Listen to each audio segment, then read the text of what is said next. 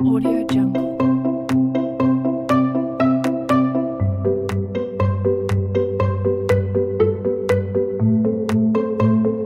Audio Jungle.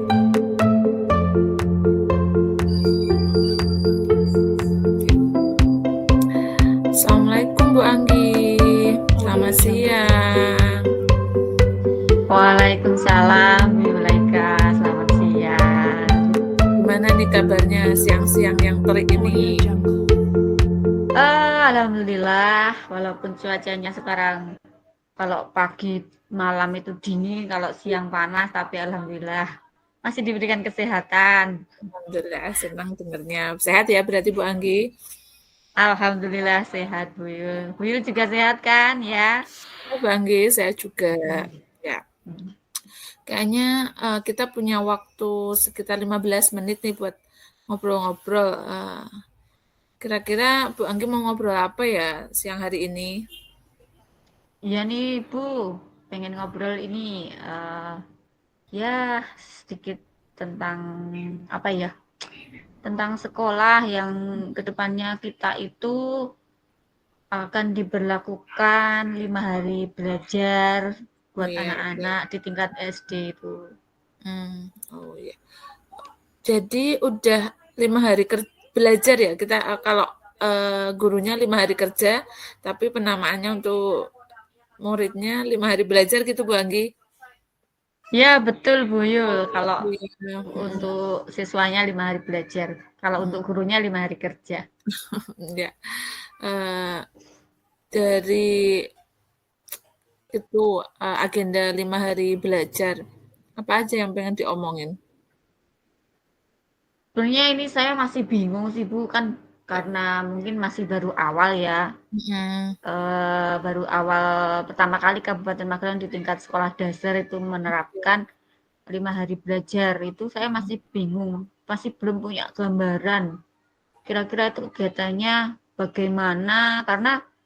Karena saya yakin yang namanya anak SD itu kan cepat bosan ya Bu ya. Jadi pembelajaran seperti apa yang harus apa yang bisa saya aplikasikan atau yang bisa saya terapkan di sekolah ketika nanti kegiatannya itu 5 hari belajar. Jadi kan yang tadinya dari 6 hari, hmm, kemudian menjadi 5 hari itu kan yang 1 hari itu kan berarti kan harus ditambahkan ke 5 hari itu. ya. Jadi otomatis nanti waktunya mereka pulang sekolah kan pasti lebih siang daripada yang kemarin. Nah itu mungkin kalau di Kabupaten Magelang memang sedang uji coba. Nah tapi dari uji coba tersebut tuh saya masih apa ya, masih gerambiang strategi bagaimana apa yang harus saya lakukan untuk biar anak-anak itu bisa nyaman belajar di sekolah walaupun mungkin mereka nanti akan merasakan kok pulangnya lebih siang. Tapi intinya ya paling tidak nanti anak tidak merasa bosan ataupun jenuh lah kalau di sekolah karena gitu dari pagi sampai siang itu pasti mereka yang namanya anak-anak gitu pasti merasa capek lah atau apalah ya Hmm, itu yang masih oke. bingung saya mau lakukan tuh seperti apa.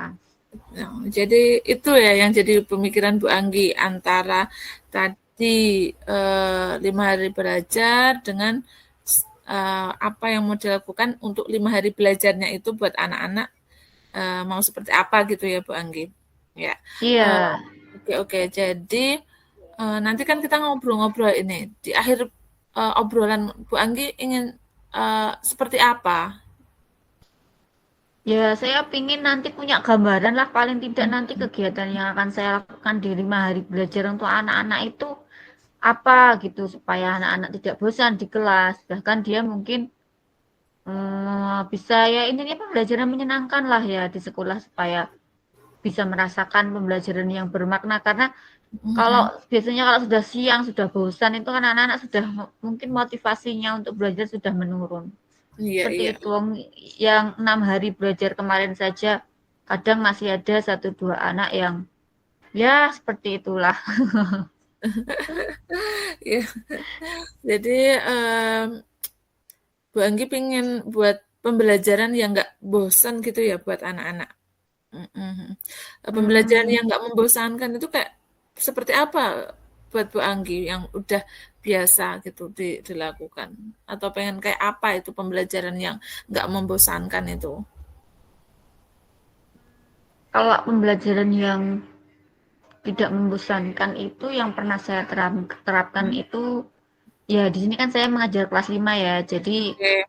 apalagi kelas 5 mereka paling tidak bisa kalau diminta untuk selalu tinggal di kelas atau terlalu lama di kelas itu mereka itu tidak bisa. Nah, mungkin pembelajaran yang menyenangkan itu ya mungkin saya bisa menerapkan satu pembelajaran berdiferensiasi yang sudah Oke. saya terima di materi CGP di modul sebelumnya itu mungkin akan saya coba. Jadi nanti saya akan menganalisa dulu kan ini kan besok kan tahun ajaran baru murid saya baru ya Bu ya. Jadi bukan baru tapi murid saya kan belum mengenal harus mengenal dulu karakter murid saya seperti apa.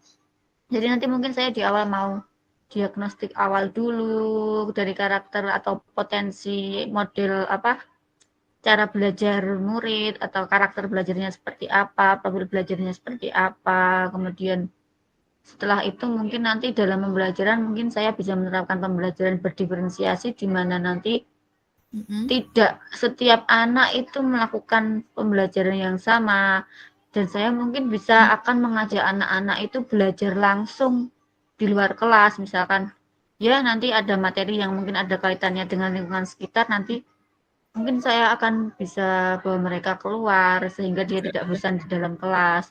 Intinya Oke. kalau dalam pembelajaran itu di sini anak berperan aktif tidak hanya mendengarkan gurunya ceramah. Seperti itu mungkin rencana saya. Oke, saya garis bawahi ya Bu Anggi. Jadi pembelajaran yang menyenangkan tadi Bu Anggi pengen yang pertama di calon guru penggerak ini sudah belajar tentang pembelajaran diferensiasi ya. Kemudian sebelum melakukan pembelajaran diferensiasi, Bu Anggi pengen adanya pemetaan kebutuhan belajar ya tadi dari dengan apa tadi diagnostik awal ya untuk menentukan kebutuhan belajarnya seperti apa. Oke, oke ya. Kemudian tadi juga Bu Anggi juga menyebutkan ini tadi yang saya tulis ya Bu Anggi. Itu ada juga ingin mengajak pembelajaran anak itu di lingkungan sekitar gitu ya agar mereka itu nggak bosan gitu ya. Ada 3 poin itu yang saya ambil. Oke. Dari rencana Bu Anggi itu yang pembelajaran diferensiasi kira-kira sebelumnya pernah nggak Bu Anggi menerapkan itu untuk memenuhi kebutuhan belajar anak itu pernah nggak ya? Sudah pernah dilaksanakan belum untuk seperti apa kebutuhan belajarnya peserta didik dengan kebutuhan ini pemenuhannya seperti ini. Nah mungkin udah ada gambaran untuk Bu Anggi? Iya Bu Yul, kalau untuk pembelajaran berdiferensiasi mungkin dulu saya memang pernah melakukan tapi belum terlalu mendalam karena belum tahu kalau ternyata itu adalah istilah pembelajaran berdiferensiasi dan saya masih merasa untuk melakukan pembelajaran berdiferensiasi itu belum maksimal karena dari pembelajaran berdiferensiasi itu tidak berawal dari saya mendiagnostik profil belajar siswa. Jadi saya bukannya ngawur tapi anu ajalah ini nanti Mengalir kelompok gitu ini ya? yang nanti ya mengalir aja ini nanti tak bikin kegiatan seperti ini Iya. yang itu seperti ini seperti itu tapi kan saya masih kurang karena ternyata saya amati masih ada siswa yang ternyata tidak pas gitu loh tidak Oke, pas dengan apa yang sesuai dengan kriteria belajar mereka jadinya ya setelah saya belajar pembelajaran berdiferensi saya langsung ingat oh iya kayaknya itu saya pernah menerapkan hal seperti ini tapi tidak tepat sasaran menurut saya karena di awal kan saya tidak menganalisa ibaratnya tidak tahu oh anak ini tipe belajarnya seperti apa dia sukanya apa itu kan saya tidak melakukan diagnostik di awal seperti itu Bu Yul. Jadi mungkin untuk kedepannya saya ya ingin lebih mematangkan lagi lah tentang pembelajaran berdiferensi karena saya rasa itu sangat bagus untuk diterapkan di sekolah. Oke, oke. Itu rencana awal tadi sudah disebutkan dengan pembelajaran diferensiasi, kemudian ada diagnostik awal, ada tadi pembelajaran yang rencananya dilakukan di luar kelas dengan lingkungan sekitar. Kira-kira Bu Anggi punya strategi lain apa atau tidak untuk membuat pembelajaran yang tidak membosankan tadi. Karena kita tahu ya tadi PR-nya untuk 5 hari belajar siswa itu jamnya nambah nggih ya. Selain Iya, 3 strategi betul. itu, mungkin Bu Anggi sudah ada angan-angan mau dibuat seperti apa gitu loh. Ada lagi gitu mungkin Bu Anggi?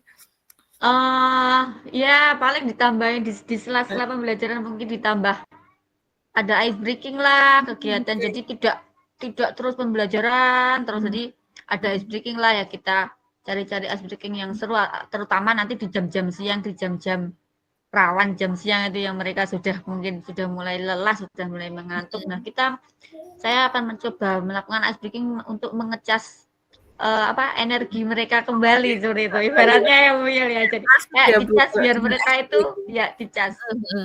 biar semangat lagi gitu. Iya. Tapi ya seperti Oh itu. ya. Oke, karena jadi kayak Bu Anggi udah terbiasa ya untuk melakukan ice breaking itu. Kalau ice breaking Mhm. alhamdulillah sudah sering sih Bu saya terapkan di pembelajaran kelas, tapi kadang idenya Mhm. harus cari ide lagi gitu. Jadi memang memang itu pun harus kita kembangkan, teori Iya, iya. tentang ice breaking pun menurut saya juga harus kita Ya nggak monoton gitu ya biar sekreatif nggak mungkin. bosan. Iya, iya betul, nggak monoton biar itu lagi anak-anak sudah paling tidak kan anak-anak yang kalau memberikan ice breaking seperti tebak-tebakan itu kan yang Oke. anak-anak belum pernah dengar lah atau yang mereka belum tahu kan seperti itu. Ya. Biasanya ice breaking itu eh, seperti pengalaman awal ya, jadi nggak diulang-ulang. Kalau diulang-ulang mereka sama aja nanti bosen ya seperti itu. Iya Oke. Bu, betul. Jadi strateginya Bu Anggi tadi sudah disebutkan ya beberapa untuk eh, rencana awal, untuk mengatasi waktu yang lebih panjang untuk 5 hari belajar tadi ya. Oke. Iya. eh, Kira-kira masih ada nggak Bu Anggi untuk strategi lainnya? eh Mungkin nambah satu kolaborasi mungkin ya. Tentunya Oke. kan yang Mm-mm. namanya 5 hari belajar tidak hanya di kelas saya kan Bu, Iya, pasti iya. nanti Mm-mm. ada di tingkat Mapel. sekolah juga dari kelasnya. Jadi mungkin kita akan bekerja sama, mungkin sharing dulu dengan kepala sekolah mau dibuat seperti apa dari segi kurikulumnya, dengan kepala sekolah nanti kita bahas itu dulu, kemudian nanti kita akan sharing sharing bersama apa ada kegiatan lain, misalkan Lain. Oke, ada oke. kegiatan di luar pelajaran, misalkan ada Mm. kita mengadakan agenda apalah sholat duha bersama setiap hari apa, atau Mm-mm. mungkin ada permainan setiap hari Jumat, itu mungkin Oke. jadi muncul ide nih Bu Iya. saya, terima kasih loh Bu. Oke, mengalir tapi terus ada ide-ide baru gitu ya Bu Anggi yang tadinya cuma 3 kan awalnya. Iya, Mhm. jadi terpikirkan ini saya, Iya. wah. Mhm. eh Oke, iya oke, iya oke. mungkin bisa itu disilatkan. Jadi di 5 hari itu tidak hanya Mhm. pembelajaran di kelas. Jadi mungkin Oke. ada mungkin satu hari yang nanti ya enggak mungkin 1 jam pelajaran atau apalah di setiap hari Jumat atau hari hari Jumat mungkin ya, atau mungkin ya nanti bisa kami obrolkan di sekolah, mungkin Oke, ada oke. kegiatan secara bersama keseluruhan gitu. Jadi anak-anak juga bisa bersosialisasi dengan Oke, mhm. kelas-kelas lainnya seperti itu Bu. Oke, iya. Jadi penting juga ya selain kegiatan yang tadi sudah disebutkan Bu Anggi, itu penting juga adanya kolaborasi dengan seluruh warga, kayak kepala sekolahnya, kemudian guru mapelnya. Jadi kita nggak bisa buat sistem pembelajaran hanya guru kelas gitu ya. Kita harus terstruktur dari dikomunikasikan dulu dengan kepala, kemudian rekan sejawat perlu ya. Iya, Kemudian iya, ternyata sangat perlu itu komunikasi. Masa ya nanti kita buat kalau berjalan kesepakatan sendiri sama menurut anak saya juga juga. tidak mungkin. Mm-mm. Gimana Bu? Kalau kesepakatan sama anak gimana ya? Perlu tidak Oh ya? iya, Mm-mm. wah sangat perlu itu kesepakatan di anak itu nanti nanti gitu itu kan akan juga akan menjadi kesepakatan bersama yang menjadi tanggung jawab mereka. Jadi Mm-mm. akan meminimalisir sebuah apa itu namanya pelanggaran menurut Oke, saya oke. kalau ada Mm-mm. kesepakatan itu. Oke, oke. Jadi semua bersinergi ya Bu, dari pertama tadi komunikasi atau kolaborasi sama mendiskusikan mau seperti apa itu dari kepala sekolahnya dulu, rekan sejawat, kemudian perlu juga dengan kesepakatan dengan murid ya? Oke. Iya, betul. Jadi Nanti itu semuanya harus bisa diselesaikan. dibuat kesepakatan di awal. Iya, betul. Oke, ya. Eh, dari yang disebutkan Bu Anggi tadi, mana yang mau dicoba lebih dulu? Kalau dicoba lebih dulu Mm-mm. berarti mungkin yang kolaborasi ya Bu ya. Jadi mungkin Ya. kita mau nanti akan saya coba konsultasi atau koordinasikan dengan kepala sekolah dan teman sejawat untuk Oke. mau kita kemas seperti apa sih Oke. 5 hari Oke. belajar di sekolah kita Oke. seperti itu. Iya, Itu masih iya. berarti kan itu masih di luar konteks pembelajaran yang nantinya akan bisa kita kerjakan bersama-sama. Mungkin itu Bu yang akan saya lakukan dulu. Oke. Mau dimulai kapan, Bu Anggi? Wah, ini waktunya sudah mepet, Bu. Ini sudah hari Selasa. Hamin berapa masuk sekolah gitu ya? Iya, sudah beberapa hari. Intinya sebelum hari Senin mungkin ya. Oke. Ya, terima kasih Bu Anggi. Sudah mau mulai di hari Senin ya. Kayaknya Iya. waktu kita nggak terasa ya, sudah hampir 15 menit. Kayaknya Iya ini, Bu. besok ya pengen ngobrol lagi setelah Bu Anggi melaksanakan dari programnya tadi. Besok kita bisa obrolkan lagi ya Bu Anggi. Oh, siap. Saya dengan senang hati. Oke, ya. Terima kasih untuk waktunya. Kita sudah sharing-sharing ya, udah ngobrol ya. Saya yang terima kasih Bu Yul sudah ngobrol dengan Bu Yul membuat saya jadi menemukan menemukan ide-ide. Oh iya, besok ternyata harus seperti itu yang saya lakukan. Terima kasih sekali Bu Yul. Ya.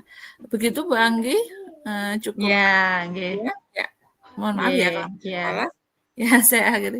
Wassalamualaikum warahmatullahi wabarakatuh. Sampai jumpa lagi Bu Anggi. Waalaikumsalam warahmatullahi wabarakatuh. Terima kasih Bu Yul. Sehat selalu, semangat. Oke.